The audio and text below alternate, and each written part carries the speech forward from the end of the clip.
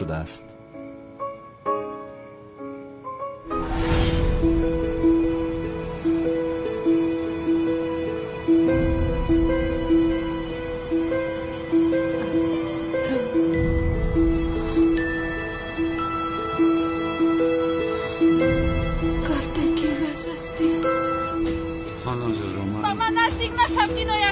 لطفاً التماس میکنم داد نزنید. نه آقای، اگر یک قدم دیگر نزدیک شوید چقدر آوازی که دارم داد میزنم. خانم زهرا از اینجا رویم، همه شو با شما میفهمم. خاموشه. تو چی خیلی سال هستی ها؟ تو چند روی داری؟ دروغگویی ساخته کن. گوش کنید خانم زهرا، حتی وقتی کلتکلس بودنی مرا فهمیدی مرا ترک نکردی. توی ما ساخته بود، من ساخته بودم، ولی عشقمان حقیقی بود زهرایم. باورم نمی‌آید. همه معلومات رو جمع‌آوری کرده است. کمیسر خوین انیق اینها رو شوکت نقل کرده است. سرگذشتی بین من و زیا رو میدونست. کنی دوست داشتم، چرا حالا هم به من خنک نظری میکنی؟ کنی به نزدم بیا.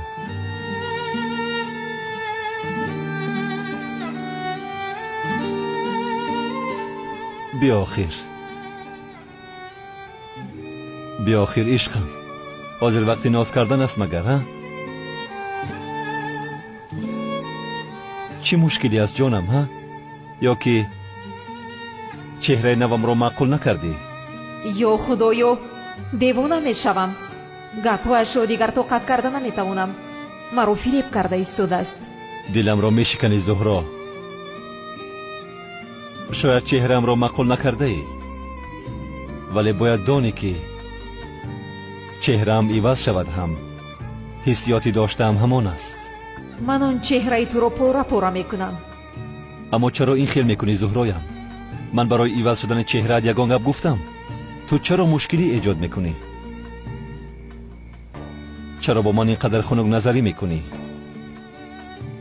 یا اینکه بله آخر از پشت زینب ها؟ چی؟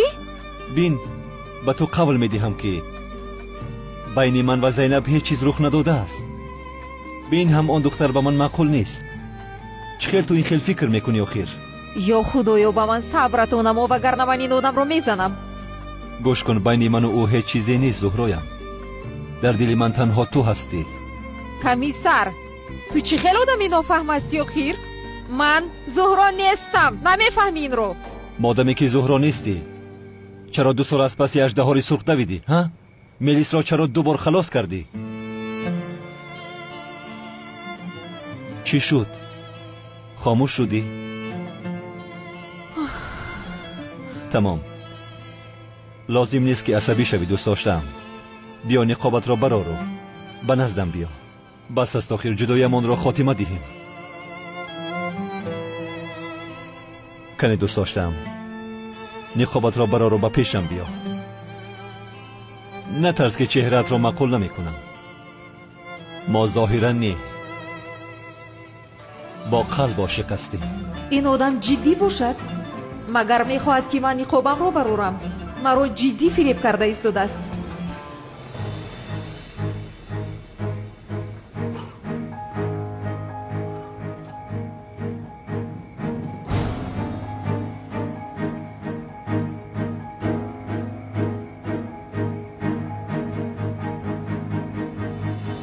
بیا اکنون نقابت را برار زهرایم.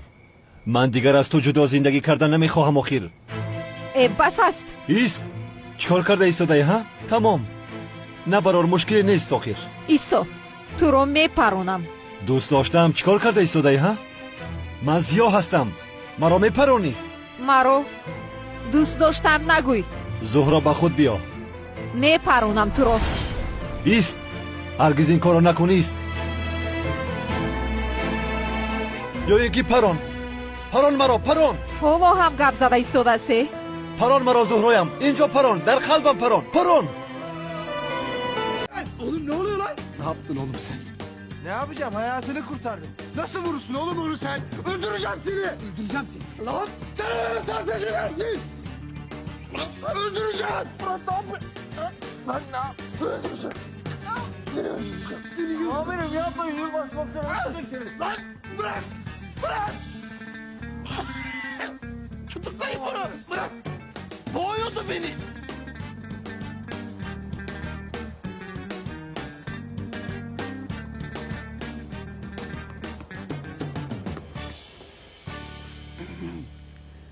Tamam ustam iyiyim ben bırak. Oh Mazlum. Yılmaz. Ortak kusura bakma ya. Bir an kendimi kaybettim ya. Askeri kızı elimden kaçırınca dengem şaşırdı. İyi misin? Ha? Dur bir bakayım oraya. Of bayağı kötü görünüyor ya. Cık. Ne yapalım bir doktora mı gitsek? Doktora götürmeye gerek yok. Ben seni burada geberteceğim. Bırak. Tamam abi. Bırakın.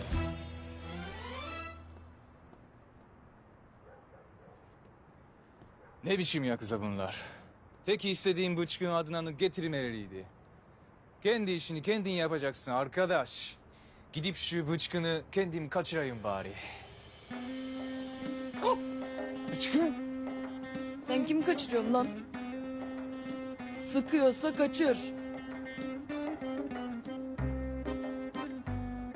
Ne oldu lan? Tavşan. Korkudan altını ettin ha. Korkma seni fazla dövmeyeceğiz. Sen merak etme Kemal kardeş. Ben bunu tek başıma haşat ederim. Gelin lan gelin. İkiniz de haşat edip Melis'i şu kara kemer denen lavuktan kurtaracağım. Ne diyor bu bıçkın? Ne diyecek duymuyor musun oğlum? Sevdiğin kıza yazılıyor. Ne? Sevdiğim kıza mı yazılıyor? Bittin oğlum Takashi sen. Melis beni hak ediyor, seni değil. Sen ve bıçkını Melis'in kalbini kazanmama engel olamayacaksınız. Allah Allah. Melis kim ya? Ya oğlum gidik kafa sevdiğin kız. Benim sevdiğim kıza ha. Sen kim sevmek, kim hödüğün önde gideni. Melis bir kiraz çiçeği gibi zarif ve narin. Onu senin gibi yonturmamışım. Bırakır mıyım ya? Allah Allah. Ne diyor bu bıçkın? Takashi haklı gibi. Benim gibi narin ve kırılgan. Allah'ım ne diyorum ben ya? Bu Takashi başıma bela olacak. Oğlum ne duruyoruz ya? Şunu bir an önce haşat edelim. Bu adam var ya bu adam. Beni kaçırıp seni de tuzağa düşürecekti. Böylece Melis'i senden ayırabilecekti. Vay tilki vay. Hadi şunu dövelim de mahallesine geri gönderelim. Çin mahallesine. Ben Çinli değilim Japonum, unutma. İkinizden de korkmuyorum. Melis'e duyduğum aşkı için ikinizi de döveceğim.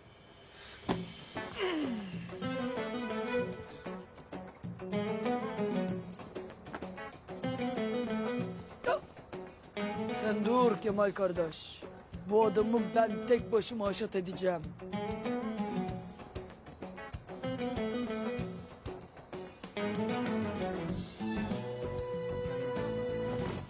İki sonra!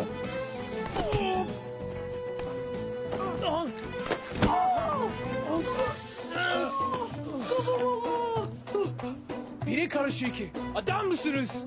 Oğlum bas git. Ya bıçkın bırak şunu ya. Dövmeye değmez bu adam ya. Yine geleceğim. Melis beni mi vuracak? Lan sıkıyorsa gel. Yürü git. Yürü git. Yürü git.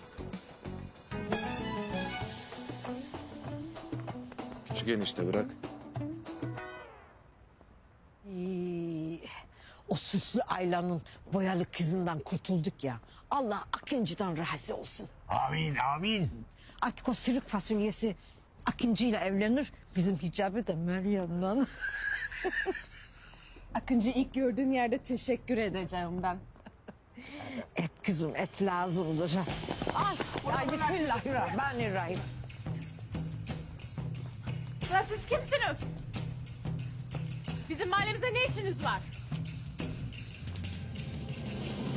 Ben sizi konuşturmasını bilirim.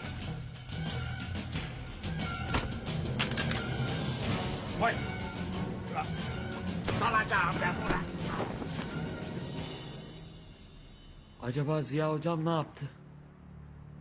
Bir arayayım ya.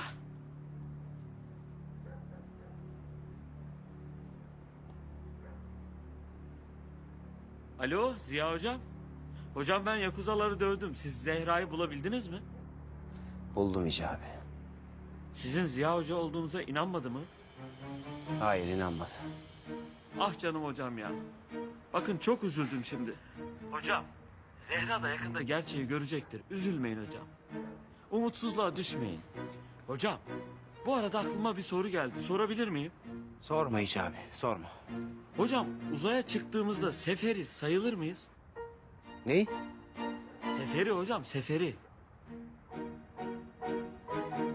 Alo? Alo? Alo hocam?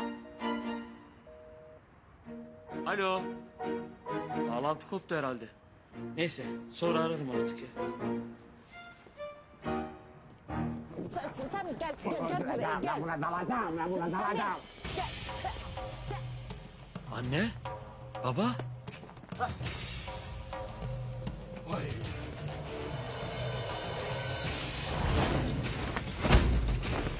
Akıncı değil mi bu? Bizzat Akıncı'nın kendisi oluyor.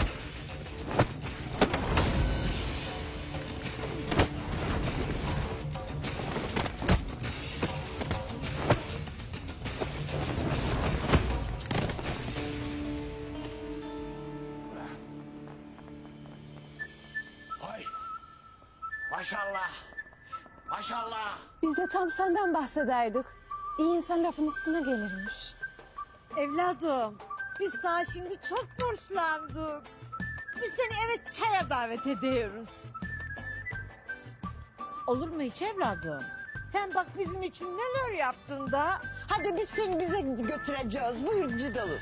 Efendim teşekkür ederim ama gerçekten gerek yok. Yani birkaç tane sokak serserisini dövdüm. Yani inanın gerek yok teşekkür ederim. Sen neden bahsediyorsun uşağım? Neden bahsediyorsun da? Sen hicabıyla o gizemi ayırdın ya.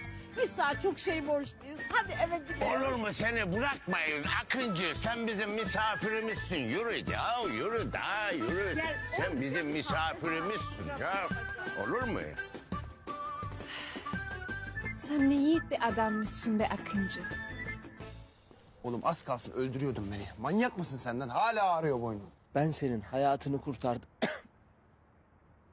Böyle mi teşekkür edeceksin sen bana? Ah canım ya çok mu sıktın bir bakayım neresi ağrıyor. Çek Murat elini Allah aşkına çek elini. Çek elini ya. Çek kardeşim bir de dalga geçiyorsun ya. Oğlum boğazımı sıktın ya. Nefes alamadım. Ziya hocaymış. Gösteririm ben sana Ziya'yı. Ne kız gibi yapacağım. Sıktın işte bu.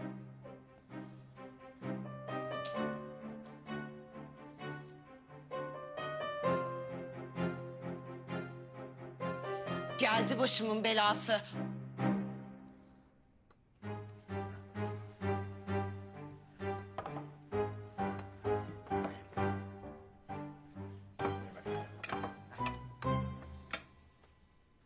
Hadi uşağım. Hadi ye bakayım. Hepsi senindir. Hadi uşağım ama bak sen bizim hicabimizi o kızdan kurtardın ya. Dile bizden ne dilersin. Ulan sen bize tanrı misafirisin. Kızım hadi abini ara da o da buraya gelsin. Akıncı'ya bizzat kendisi teşekkür etsin. Aç aç. Hadi kızım ne duruyorsun ya? Niye aramıyorsun ya? Sen nasıl çocuksun ya? Nasıl üniversite okudun ya? Bir telefon açmasını bilmiyorsun ya. Hadi oğlum. Hadi uşağım buyur ye. Hepsi senindir de. Bakayım.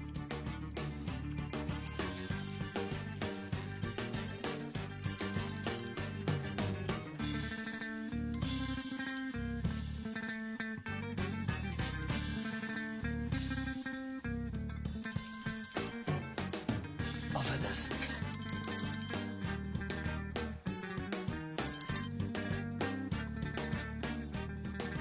Alo. Evet buyurun dinliyorum. Anlıyorum. Yalnız şu anda bir arkadaşın evinde misafirim. Tamam. Hemen geliyorum olay yerine. Ayrılmayın.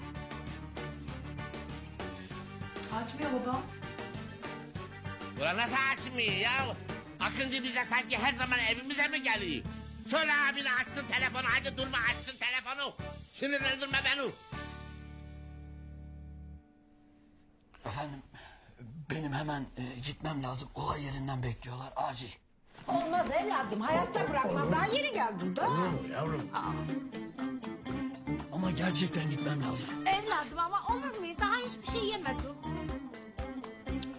Hadi buyur ye azıcık ya. Israr ediyorsun. Evladım ısrar et. Bırakmayacağım seni. Uy bırakmayız biz seni hiçbir yere. Sen bize Tanrı misafirisin. Sami Efendi hazır böyle ayaktayken bir hatıra fotoğrafı çektirelim. Ha kızım hadi bir selfie çektirelim. Sen niye duruyorsun ya? Hadi bakalım anan ne diyor? Hadi bir fotoğraf çektir bize.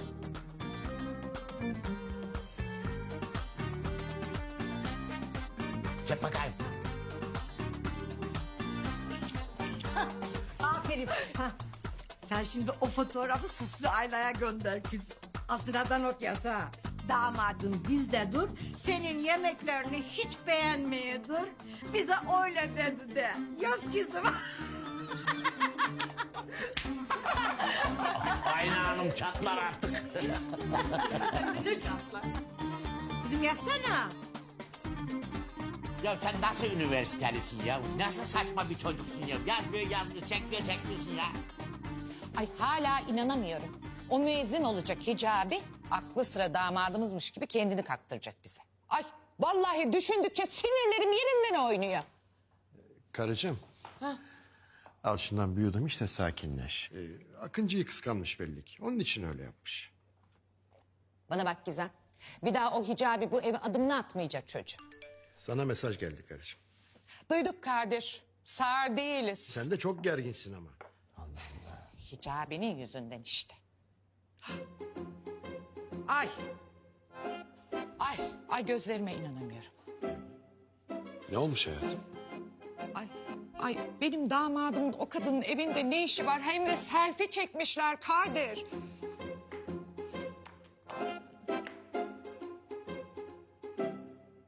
Hicabi nerede anne? Onu göremiyorum. Başlatma şimdi hicabinden. Ay sen anlamıyor musun? Düşmanım olacak kadın damadımla bana nispet yapıyor. Ay ben gidip damadımı alacağım. Vallahi alacağım. Hayatım.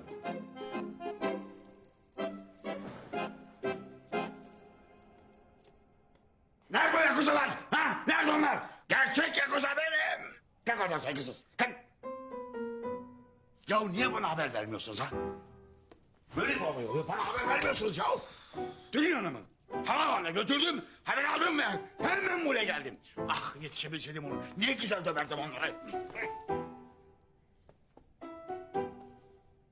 Tülin Hanım'ı havaalanına mı bıraktın baba? Niye?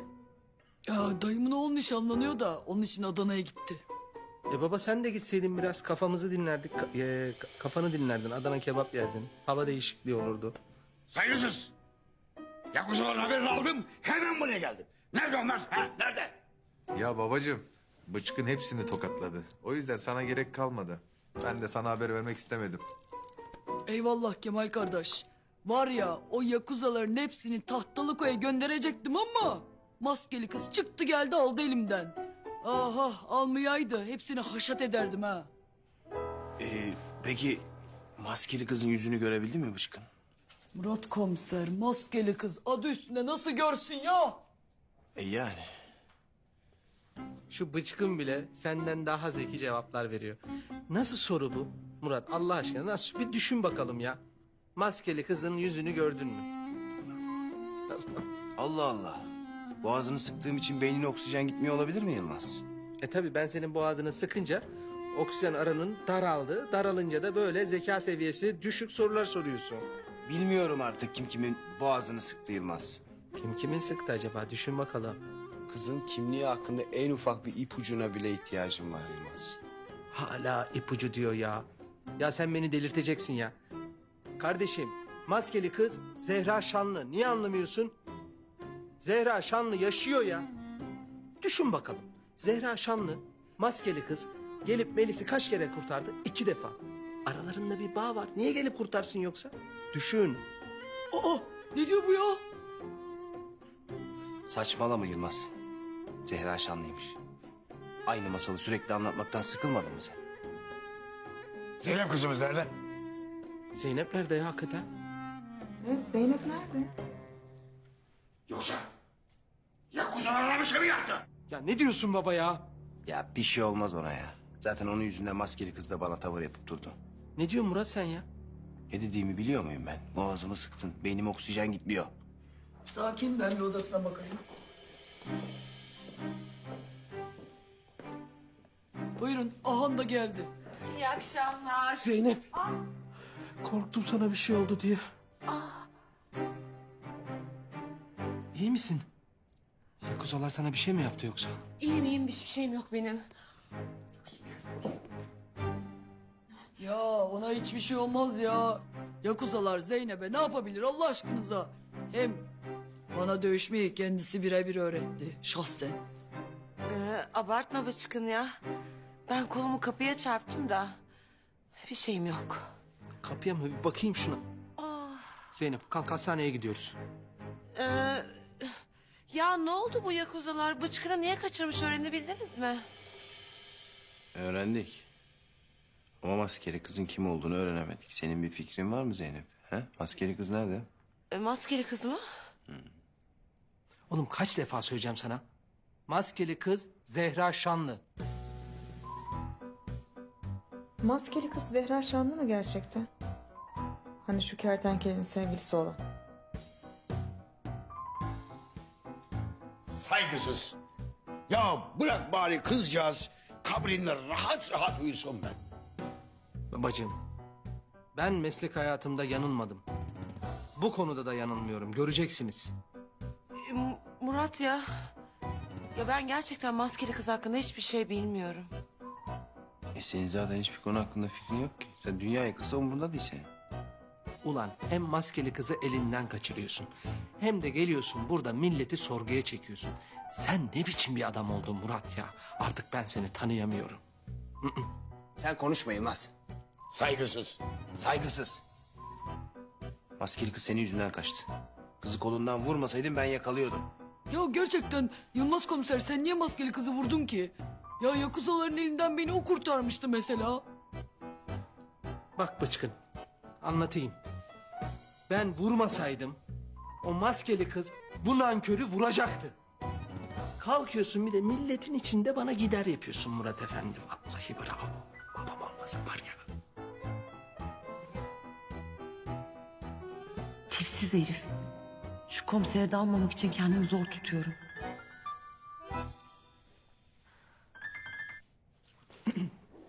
Amirim. Evet amirim. Anlıyorum amirim. Burada, o da burada. Tamam amirim. Murat kalk. Amir bizi bekliyor. Önemli bir durum var. Ya ne önemli durum oğlum. Maskeli kızdan daha önemli nasıl bir durum olabilir ki? Sen git, benim moralim bozuk. Maskeli kızı yakalamışlar oğlum. Ne diyorsun sen ya? Karakolda şimdi. Bizi bekliyorlar hadi. Buldum. Sonunda buldum onu. Şu manyağa bak ya. Beni bulduğunu zannedip nasıl da mutlu oldu. Hayır anlamıyorum, ben bu adama ne yaptım ki? Hadi gidelim Yılmaz.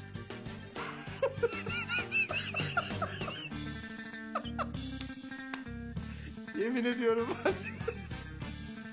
Ya sen maskeli kız saplantılı bir adamsın ya. Hiçbir şey söyleyeyim. Sen bu kıza aşık mısın? Yürü manyak, hadi gidelim yürü. Kusura bakmayın. Ya nasıl yedireceğiz sana bunu? Nereden yedireceğim? Aç bakayım ağzını. Ulan aç. Koklat. Koklasın. Kokla bakayım. Beğendim. Güzel değil mi? Aferin kız. Efendim, benim artık gitmem lazım. Daha sonra tekrar gelirim, olur mu? Hayırlı akşamlar, sağ olun. Olmaz evladım olmaz. Daha yeni gördük. Daha süslü ayla gelecekti. Süslü Ayla mı? Oğlum nereye gidiyorsun ya? Daha yeni geldin Akıncı. Bırakır mıyız seni? Otur hadi. Ha geldiler. Büşra kapıya bak kızım. Ay çekil şuradan entel. Nerede benim damadım? Heh. Damadım, damadım. Ah benim damadım. Senin burada ne işin var? Ne işin var damadım? Sen bizim damadımızsın. Verin damadımı. O bizim misafirimizdir, veremeyiz. O bizi yakuzlardan kurtardı. Ay damadım. Ay, sen bizim damadımızsın. Bu kadını niye kurtardın çocuğu? Kurtarır tabii. Ne için kurtarmayacakmış? Vermeyiz Akıncı'yı. Ne demek damadınızı vermeyiz? Ulan vermeyiz tabii. Niye verecekmiş Akıncı? Akıncı bizim Akıncı'yı niye veriyoruz ya? Akıncı bizim misafirimizdir. Vermeyiz. Akıncı bizim damadımızdır. Senin bu kavak ağacı kızın Akıncı'yı hak etme. Ezik çocuk seni. Sen beni kıskanıyorsun değil mi? Beni kıskanıyorsun, bana aşık olanları da kıskanıyorsun sen. Ya Hicabi bitti, şimdi sıra Akıncı'da mı? Kızım sen Akıncı'ya büyü yaptın bir kere. Yoksa sen neyine aşık olacak be? Ay biz mi büyü yaptık? Biz büyü yapacak bir aile değiliz. Ama bak sen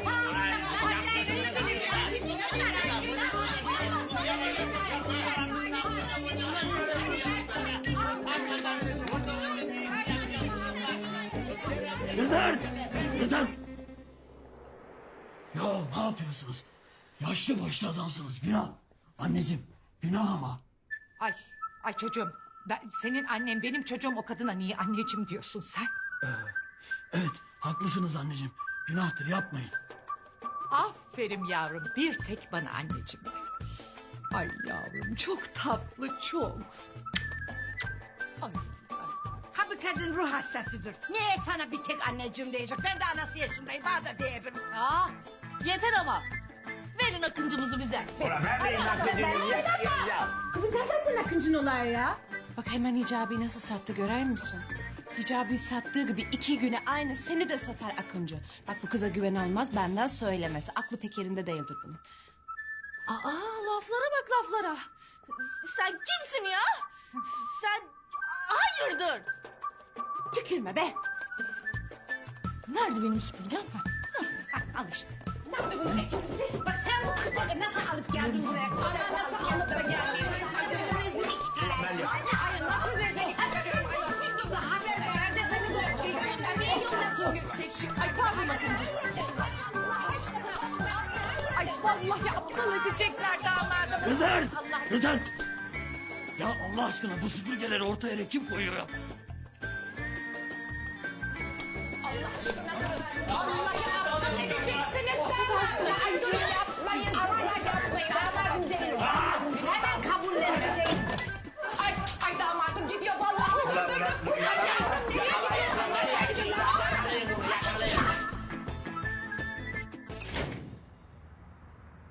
İşte bu kadınları yakalayacaksınız.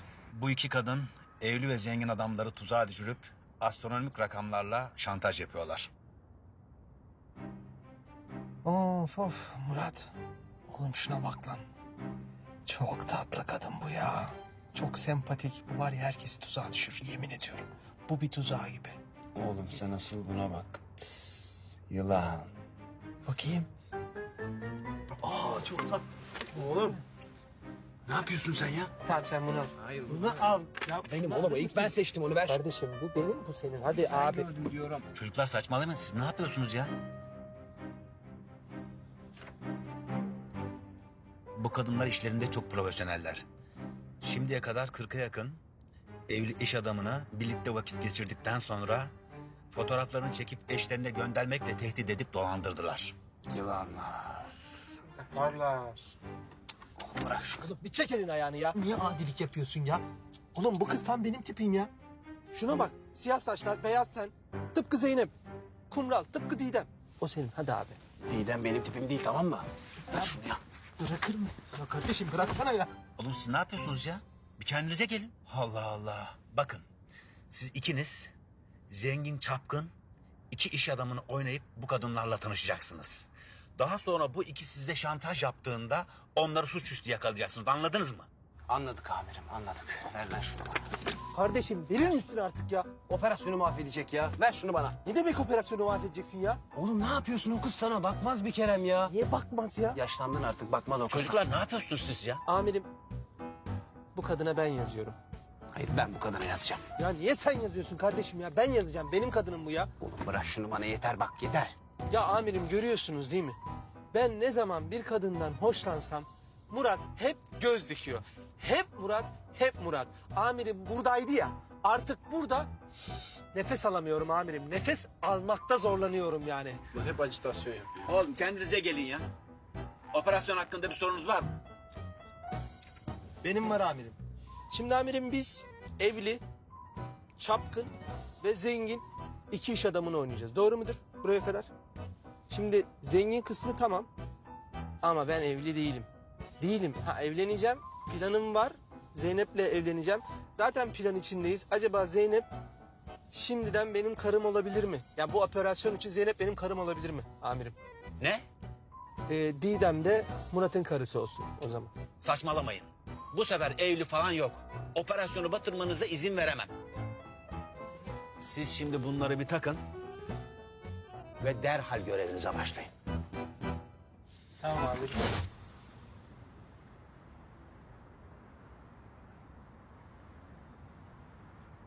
Bir gün gerçekten Zeynep'le evleneceğim Murat. Göreceksin ya.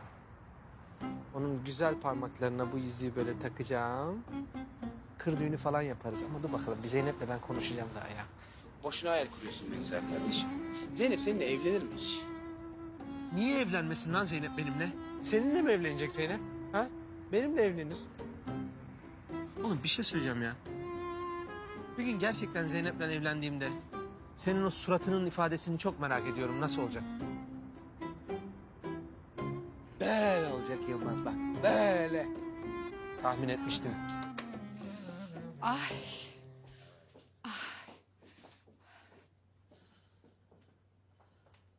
Gel damadım gel. Bak istersen bu gece bizde kalabilirsin. Tamam sen bilirsin. Ama bak yarın ikindi çayına muhakkak bekliyorum. Kimseye söz verme. Söz veremiyorum efendim. Her an önemli bir işim çıkabilir. Vallahi çok gücenirim. Bak muhakkak bekliyorum. Bize eşlik ettiğin için teşekkür ederiz damadım. İyi geceler diliyorum. İyi geceler damadım. İyi geceler efendim. Bana bak Akıncı. Annemin sana ikide bir damadım demesinden boşuna heveslenme. Çünkü ben seninle evlenmeyeceğim Akıncı, tamam mı? Kiminle evleneceksin? Sana ne? Çık, çık hadi. Çık, çık, çık, çık, çık, çık, çık, çık, çık, çık, çık, çık, çık.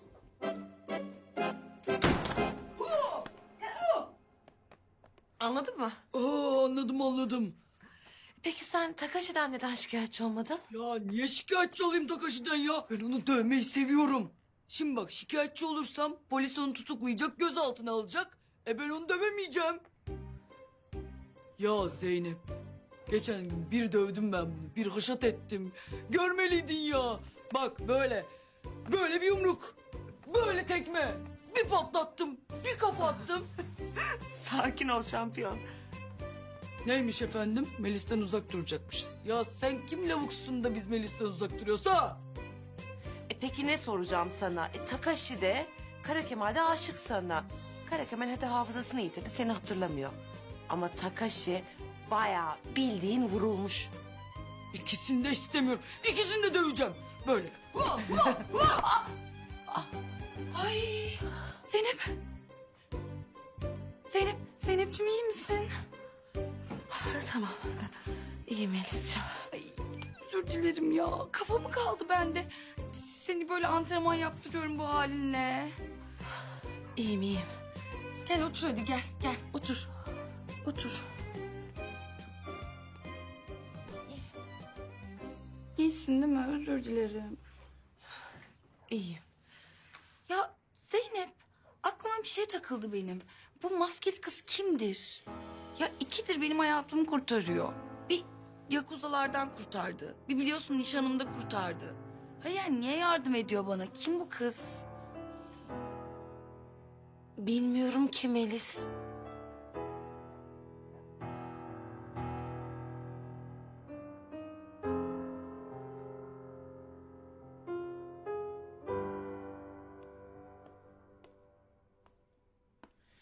Buyur kardeşim. Oo, sağ olasın. Vay be. Demek Zehra sana inanmadı ha. Üzüldüm kardeşim. Oğlum bana bak. Belki kız senin tipini beğenmedi. Baksana okka gibi yapmışım burnu. Eskisi patlıcan gibiydi. Belki kız babyface sevmiyor. Oğlum başlatma tipine mipine ya. Allah Allah kafam bozuk zaten. Bana ne atar yapıyorsun lan? Allah Allah. Benim suçum ne? Kız şey mi dedi yani? Şevket senin hayatındaysa ben de sana bacak atarım falan. Yok öyle bir şey ya. Sakin ol. Oğlum bak. Biz kendi kendimize gelin gibi oluyoruz ha. Belki maskeli kız Zehra değil. Sen şimdi durduk yere gidip kıza Zehra dediysen... Şimdi, ulan ne diyor bu? Ne saçmalıyor? Kafa gitmiş falan demiş olabilir. Ya olur mu oğlum öyle şey ya? 2 yıl önce Ejder'in peşine düşen... Melis'i de 2 kere kurtaran biri Zehra'dan başka kim olabilir sence? Vallahi bence yeterli de ona değil kardeşim. Ya değilse? Maskeli kız Zehra değilse bile kardeşim. Zehra yaşıyor. Onu bulacağım. Oh! Kardeşim kim bu cıbır? Ver şu fotoğrafı. Sana ne? Oğlum sen bir şey söyleyeyim mi? Sen hem böyle Zehra'yı bulacağım diye yanıp döneniyorsun böyle ortalıklarda. Utanmadan bir de çapkınlık mı yapıyorsun? Oğlum ne saçmalıyorsun sen lan? Ne çapkınlığı? Hayret bir şey ya. Operasyon o, operasyon. Vay anasını be. Ne operasyonlar var be. Ulan insan haber verir kardeşine be. Bizden habersiz operasyon mu yapıyorsun? Ulan onu bırak. Sen böyle operasyon yapacağına kızlara. Git Zehra'yı bul be. Bulacağım Şevket. Zehra'yı bulacağım. Sen bu yol haritasıyla biraz zor bulursun kardeşim. Kusura bakma dost acı söyler. O zaman bana müsaade. İyi geceler güzelim. Dikkat et kendine ha. Bak kapıyı açan olmasın kitle. İyi geceler Melis.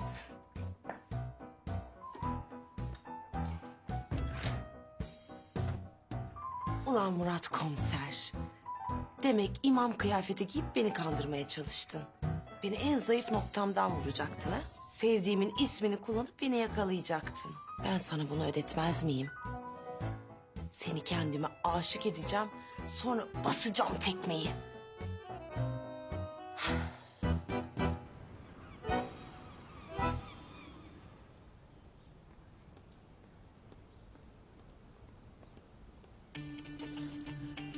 Şimdi düştün avucuma.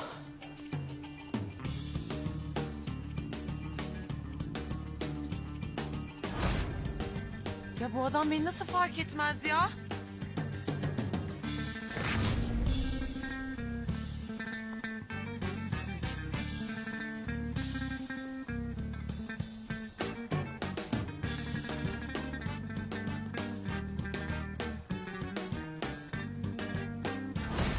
Beni nasıl fark etmez ya? Beni de fark etmedi ya. Vallahi ben çok şaşkınım şu anda. Umarım bunun bir açıklaması vardır. Kesin bir kadınla buluşacak. Baksana nasıl giyinmiş. Ya düşeceğim Melis'im. Bütün gece seni düşünmekten gözüme uyku girmedi. Seni tek bir saniye görmek için dünya ararı veririm.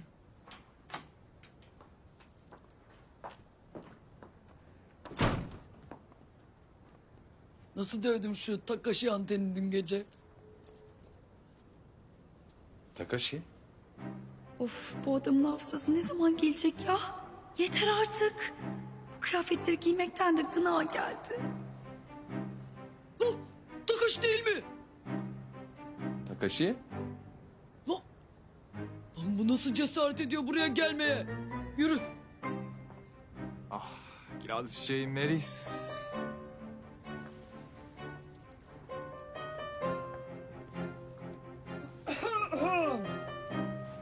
Çıkın adına. Bir insan bu kadar mı uyuz olur ya? Lan Takashi sana bir daha bu malikaneye gelme demedim mi? Yediğin dayakları yetmedi galiba. Ne işin var burada? Bir daha mı döveyim seni? Sana mı geldik? Ben Melis'i görmeye geldim. Ne yapacaksın Melis'i? Sana ne? Sana mı soracağım? Bana soracaksın tabii oğlum. Kara Kemal'in sevdiği kıza yan gözle bakanın gözünü oyarım lan. Ya Bıçkın Melis benim sevdiğim kız mı? Sen de sus lan. Güldürme beni bıçkın. Melis bunun sevgilisi mi olur hiç? Melis bir kiraz çiçeği gibi narin ve kırılgan. Melis gibi nadide kiraz çiçeği dünyanın en kıymetli. Kes lan. Basit etme adama edebiyat yapma. Bas git buradan. Melis burada değil. Nerede? Cehennemin dibinde. Onu görmem gerekiyor. Onu göremediğim her saniye yıllar gibi uzun geliyor bana. Arkadaş çattık ya. Allah Allah. Hasta mıdır nedir ben anlayamadım.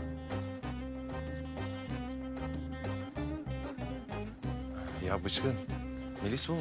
O. Ya Bıçkın. Bak. Takashi çok iyi çocuğa benziyor. Biz bu Melis'i Takashi'ye verelim gitsin. Lan ne diyorsun oğlum? Hasta etme adama. Bıçkın. Bu kız çok tehlikeli. Ben kızı verdim gitti buna ha. Al Takashi. Al da sende kalsın. O sağ ol. Oğlum ne yaptın lan? Yürü gidelim hadi. Fotoğrafı. Hayır vermem. Ver fotoğrafı. Ölsem de vermem. Ver fotoğrafı. Vermiyorum diyorum, vermiyorum. Gel buraya, verdim kızı gitti. Hadi gidelim.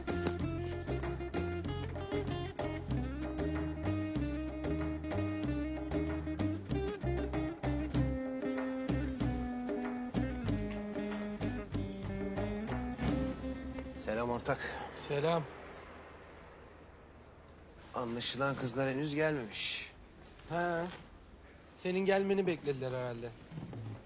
Sen gelince sahne alacak kızlardan. Komik. Bana bak. Kızlar geldiğinde sen konuşmayacaksın ha. Sen sadece yüzüğü göstereceksin. Ya niye sen konuşuyorsun? Benim de bir ağzım, benim de bir dilim var, benim de yeteneklerim var. Ben de yakışıklıyım ya. Geliyorlar tamam. Geliyorlar.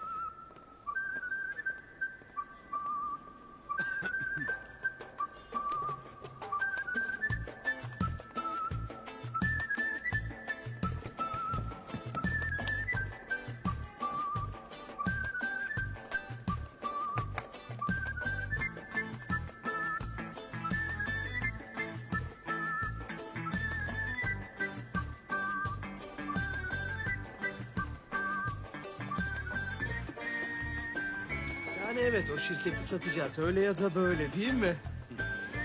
Bakalım. Olacak o iş. Olur yani. Yani 100 milyon doları verirlerse neden olmasın? Haklısın ortak. Bana bakıyorlar. 250 milyon var. Bana bakıp göz kırptı bir tanesi. Şu anda da gülüyor. Oğlum sana niye baksınlar ya? Ha, elindeki yüzüğe bakıyorlar. Saçmalama lan kıskanç şey. Ayağa kalktılar buraya doğru geliyorlar. Selam beyler, size katılabilir miyiz? Ne demek? Katılabilirsiniz tabii ki. Buyurun. Lütfen buyurun. Ben yardımcı olayım.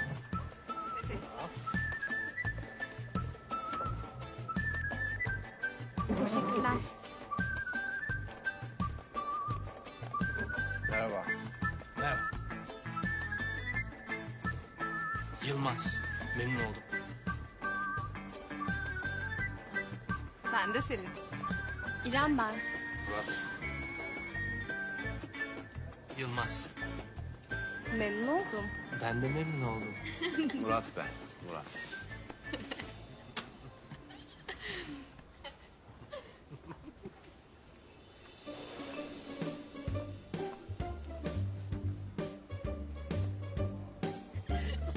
Buraya fazla sıçradı.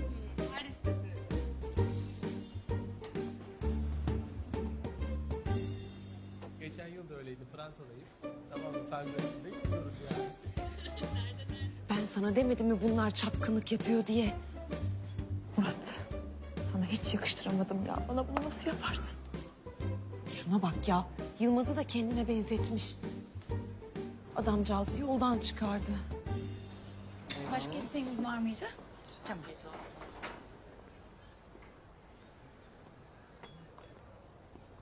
Allah. Kızlar. Allah'ım bu geldi yine ya. Yapıştı yakama ayrılmıyor. Bu adam Budist'e benziyor Melis. Ay, benziyorsa benziyor. Bize ne Melahat? Allah Allah, bizi ne ilgilendirir Budist olması? Ben bir yerde okumuştum. Budistler asla din değiştirmiyormuş. Yani sen buna ben Müslüman olmayan biriyle çıkmam dersen bence senden kesin vazgeçer. Ay abla bu ne zeka. Zehir vallahi zehir. Keşke bende de olsa. Bir şey söyleyeceğim. Hiç fena fikir değil. Aynen öyle. Merhaba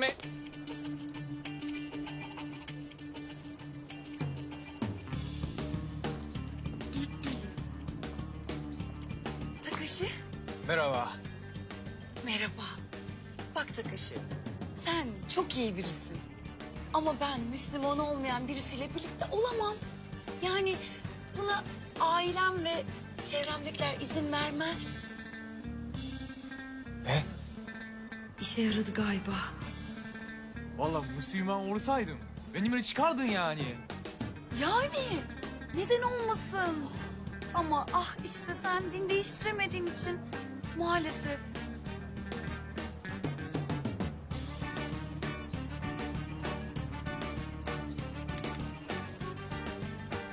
Ah, Allah'ım kurtuldum sonunda. Oh be kurtuldum. Kızlar. Gitti. Beyler biz kalkalım artık. Zaten akşam görüşeceğiz. Olur tabii ki. Görüşürüz. Vallahi zateni mateni yok. Akşam mutlaka bekliyoruz. Eşlerimiz de yurt dışına gittiği için koca ev bize ait. At koşturabiliriz. Sen yanında at getir olur mu? O zaman akşam görüşürüz. Bye. Bay bay. Bay bay.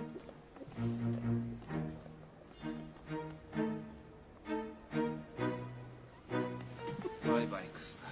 Vay vay. Oğlum sende ne cevherler varmış lan. 2 dakikada bağladın kızları ha. Tabii Muratçığım, bende ne numaralar var. Akıllı olursan sana da öğretirim kral. Ah Yılmaz ah. Kızlar sana değil oğlum elinlik yüzüğe tav oldu. Ulan ne kıskanç adamsın ya. Çatla orada çatla. Zeynep.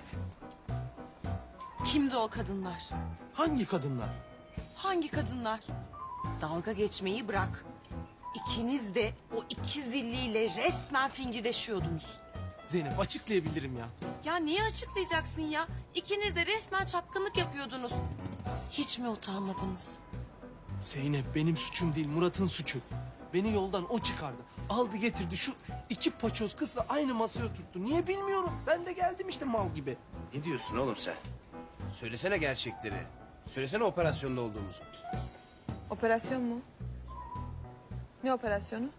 Zengin evli iş adamlarını dolandıran 2 kadını suçüstü yakalama operasyonu. Ya operasyonmuş. Kimi yiyorsun sen? Tamam, madem öyle biz de bu operasyonda olmak istiyoruz. Asla. Önceki 2 operasyon sizin yüzünüzden mahvoldu hatırlayın. Ya niye öyle diyorsun ortak? Didem Hanım haklı. 2 evli iş adamını oynamıyor muyuz? Eş lazım bize. Sen geç.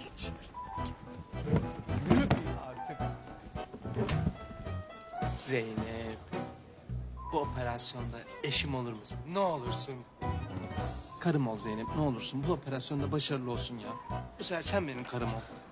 Ben de senin karın olacağım. Çok mutluyum ya. Bu operasyon başarılı geçecek. Olmaz dedim. Emniyet müdürümüzün kesin talimatı var. Bu operasyonda yoksunuz kızlar. Hadi Yılmaz gidiyoruz. Karıcığım işe giderken ben de seni bırakayım tamam mı? Hem konuşuruz da akşam da ben gelmeden seni arayayım. Tamam mı karıcığım? Ne? Bak operasyon falan yalan. Bunlar resmen bizi kandırıyorlar.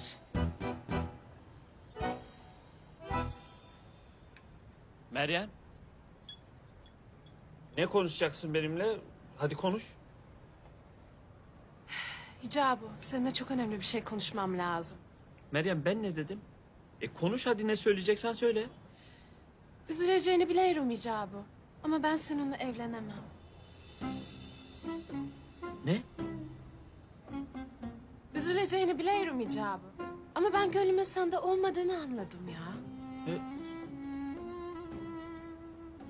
Bu devirde ne beşik kermesi ya.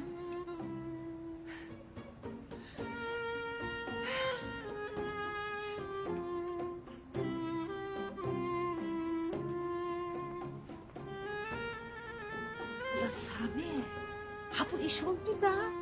Bunlar yakında evlenir. Oldu bu iş oldu. Bizi görmesinler. Kapat yüzünü kapat da git. Ben gönlümü başkasına kaptırdım icabı. Allah'a şükür. En azından Meryem'den kurtulduk. Hah. Meryem? Seni hınzır seni. Kime kaptırdın kız gönlünü söyle hele.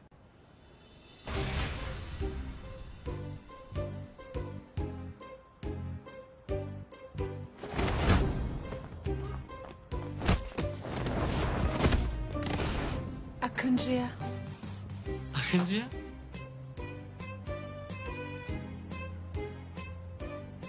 Onu yakuzaları döverken bir görseydin icabı.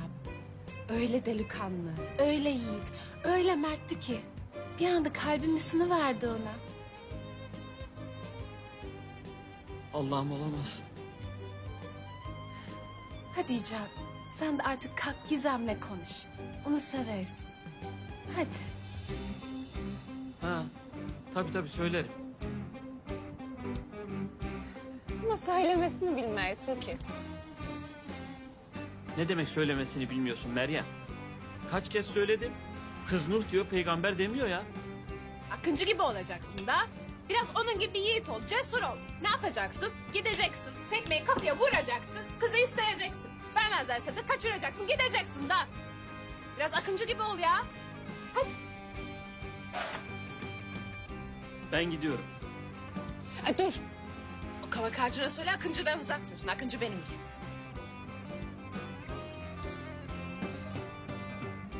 Allah'ım ne yapacağım ben şimdi? Hadi icabı ne durarsın? Sana konuşmaya. Tamam.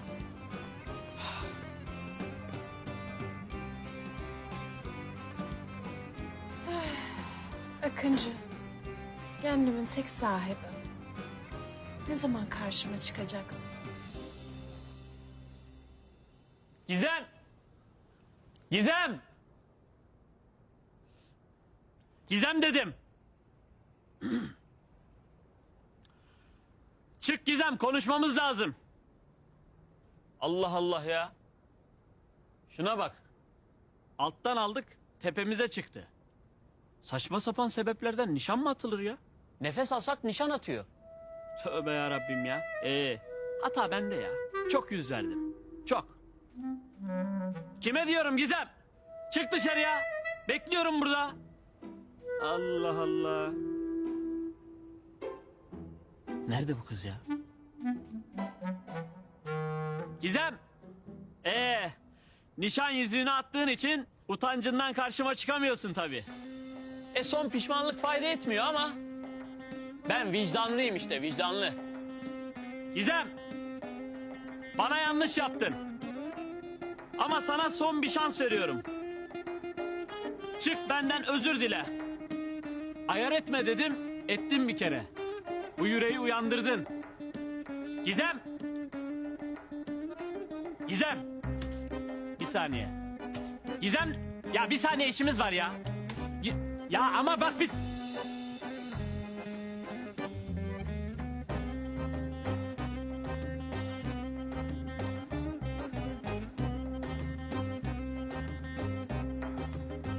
Gizem. Anneciğim. Anneciğim ben acaba bir şeye ihtiyacınız var mıdır diye geldim. Hani biraz yüksek sesle bağırdım hani uyuyorsunuzdur falan diye de şey yaptım yani o yüzden süpürgede. Sefil hadsiz Vallahi seni. sana. Sen Açıklayabilirim anne. Ben sana ne dediğini biliyorsun sen mi? Biliyorum. Cevap ver. Hadi beni bil. Al sana. Hak ettin ama. Anne vallahi. Gel buraya. Gel. Gel.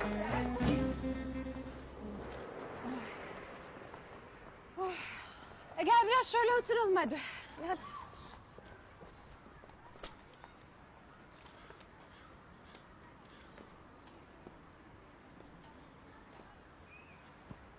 Büşra. Ben sonunda hicabıyla konuştum. Neyi konuştun? Artık onu sevmediğimi söyledim. Ne? Allah'ım ya. Doğru mu bu duyduklarım? Kulaklarıma inanamıyorum. Büşra. Ben gönlümü başkasına kaptırmışım. Başkasına mı? Bir yiğit adam. Gözü pek, cesur. Allah'ım. Ayna beni tarif ediyor ya. Bu yiğit adamın ismi... Evet. Gönlümün sahibi Akıncı'dır. Akıncı mı? Akıncı mı? Korkarcı da umurumda değil. Ne yaparlarsa yapsınlar. Evet. Hadi gidelim. Ya gidelim.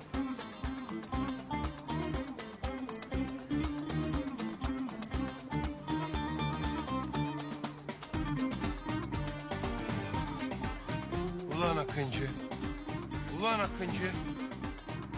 Sen benim sevdiğim kadının nasıl gönlünü çelersin ya? Geberteceğim ulan seni! Herif bu ayda maaşları vermedi. Ulan deli meyreme sardığından beri adam dünyadan koptu arkadaş. Deli Kenan diye bir adam yok. Biz de burada açlıktan geberiyoruz ya. Tövbe yarabbim. Çok doğru söylüyorsun kardeşim. Bizim çok acil iş bulmamız lazım. Aha. Baba Kadir. Ne oluyor lan? Adamları toplamış. Yüksek mafya şurası yapıyor. Hayırdır inşallah. Yeter. Bundan sonra topladığınız araçları bana getireceksiniz. Aksi takdirde damadım Akıncı gereğini yapar. Akıncı benim damadım. Ona göre ayağınızı denk alın.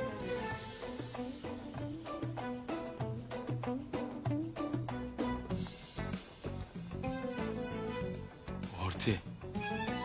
Kalbin temiz oğlum. O aradığımız acil işi bulduk.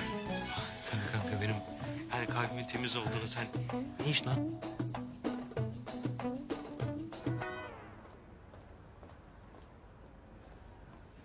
Buyurun çayınız, vişne suyunuz. Melih Zehra'nın nerede olduğunu gizliyor olabilir. Başka bir şey ister miydiniz?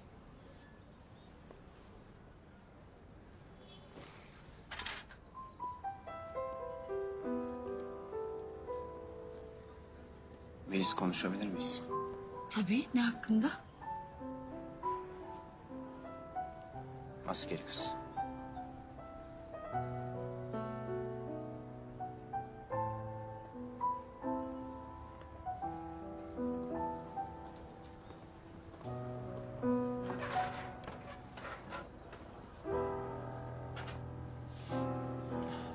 Melis.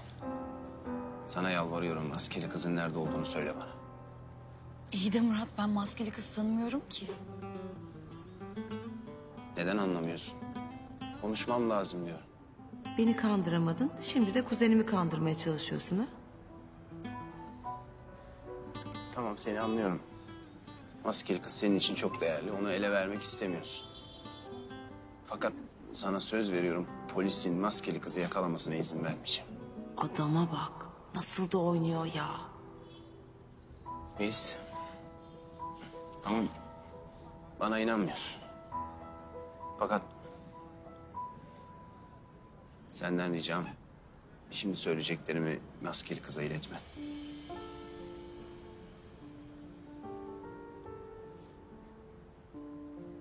Sana söylediğim her şey doğruydu. Sana hiçbir konuda yalan söylemedim. Seni çok seviyorum.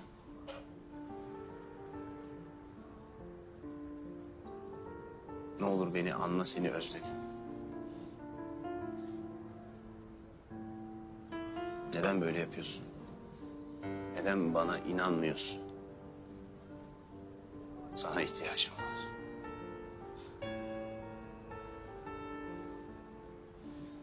Lütfen bunları iletir misin Melis? Teşekkür ederim.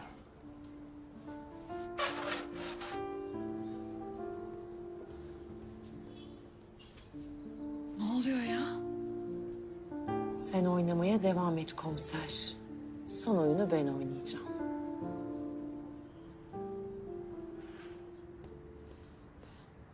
Yeter ama ya. Anne kız az daha öldürüyorlardı beni. Bu ne ya? Of. Affedersiniz. Ben caminin hocasını arıyordum. Ne yapacaksın caminin hocasını? Ya bir soru soracaktım. Soruyu soracaksın. Ha bu yalan uşak var ya, Hicabi. Bizim caminin müezzini. Sorunu ona sorabilirsin.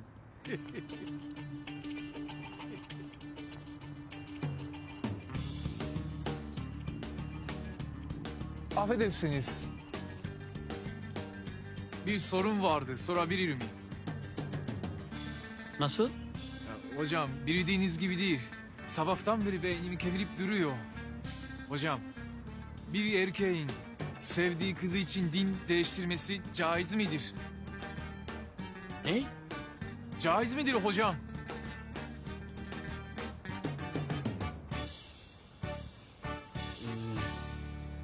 Melis inşallah anlattıklarımı söylersin ya. Sonuçta her şeyi anlattım. Belki de etkilenmişsindir ne de olsa kuzeni. Ah be Zehra. Çık ortaya. Bırak inadı ya. Gözünü seveyim ya. Evet hocam caiz midir? Bunu hocama sormam lazım. İyi de siz hoca değil misiniz hocam? Bir saniye. Hocam.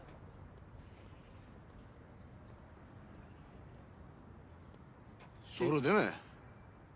Sakın. Bak kafam çok meşgul sonra sorarsın sorunu Hicabi. Hocam. Bir erkeğin sevdiği kız için din değiştirmesi caiz midir? Ney? Ben de aynen öyle söyledim hocam. Oğlum kız için din değiştirilir mi ya? Bu ne saçma sapan bir soru ya? Arkadaşın sorusu hocam. Ben aynen size ilettim. Arkadaş.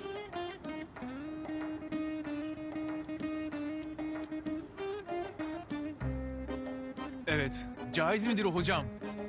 Nasıl? Caiz midir diye soruyor hocam. Evladım bir kız için din değiştirilir mi hiç? He? Ne yapacaksın? İslamiyet'i bırakıp Budizm'e mi geçeceksin? Yok hocam. Arkadaş zaten Budist. Budizm'den İslamiyet'e geçmeyi soruyor. Ha öyle. Caizdir tabii caizdir ya. Tabii ya. Yani bir kız için din değiştirilebilir. Ne de olsa aşk en güzel duygu. Kız da çok güzel bir şeye vesile olmuş. Sen çok vakit kaybetme hemen değiştir tamam. Hadi Allah mübarek kılsın. Allah razı olsun canım hocam. Cümlemizden icabı.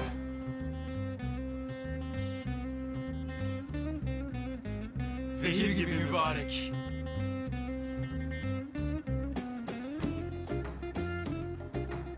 Ne bunlar soru mu? Yok bu akşam yemeğin malzemeleri unutmasın diye yazdım buraya. Karman çorman çorba gibi yapmışsın ama. Ya ama Arapçadan daha iyi yazıyorum ben. Tsubasa'yı tanıyor musun? Bizim Tsubasa'mız. Bizim aşağı mahallede.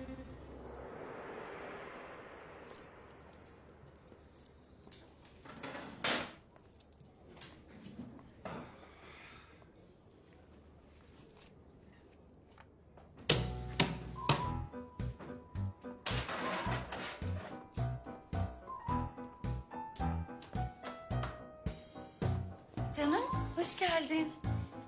Ne istersin, ne yapayım sana?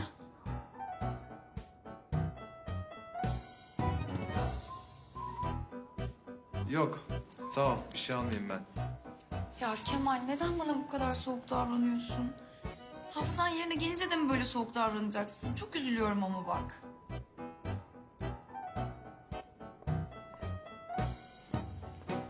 Ha.